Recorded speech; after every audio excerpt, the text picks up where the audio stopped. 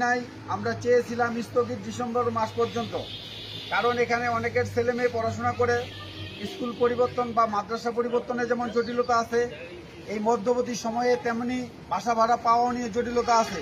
তাই আমরা বিনীত অনুরোধ করে গেছিলাম জিএম মহোদয়ের কাছে।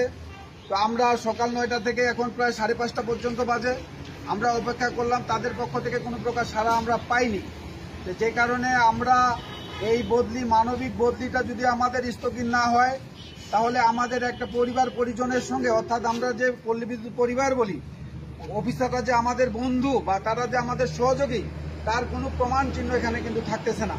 তারা আমাদেরকে একটা প্রতিপক্ষ গ্রুপ তৈরি করে ফেলছে আমাদের একটা দাবির জন্য। আমরা এই দাবিটা আদায় না হওয়া পর্যন্ত আমরা সর্বসম্মতক্রমে সিদ্ধান্ত নিয়েছি যে দাবি আদায় না হওয়া পর্যন্ত আগামীকাল থেকে লাগাতার এই কর্মসূচি অব্যাহত থাকবে।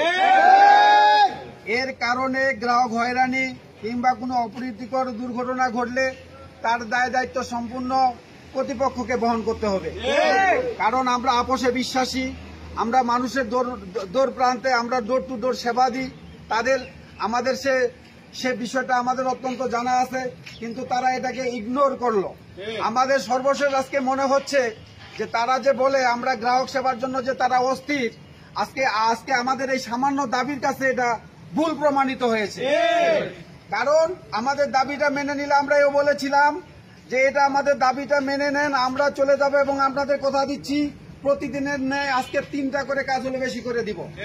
কিন্তু তারা মেনে নেয়নি। তার মানে তারা মুখে সেবার কথা বললে অন্তরে তাদের কোনো প্রকার সেবার চিহ্ন নেই। যদি থাকতো তাহলে আমাদের এই দাবিটা, আমরা সিন্ধুটির মেরুদণ্ড, আমরা লাইনম্যান, আমরা প্রান্তিক সেবা দিয়ে থাকি, কিন্তু আমাদের এগুলো তারা কর্ণপাত করেনি। তাই বন্ধুগণ, সকলের উদ্দেশ্যে বলতে চাই, আগামীকাল থেকে আমাদের দাবি আদায় না হওয়া পর্যন্ত লাগাতার কর্মসূচি চলবে। এই বলে আজকের আমাদের কর্মসূচি এখানেই সমাপ্ত ঘোষণা করা হচ্ছে।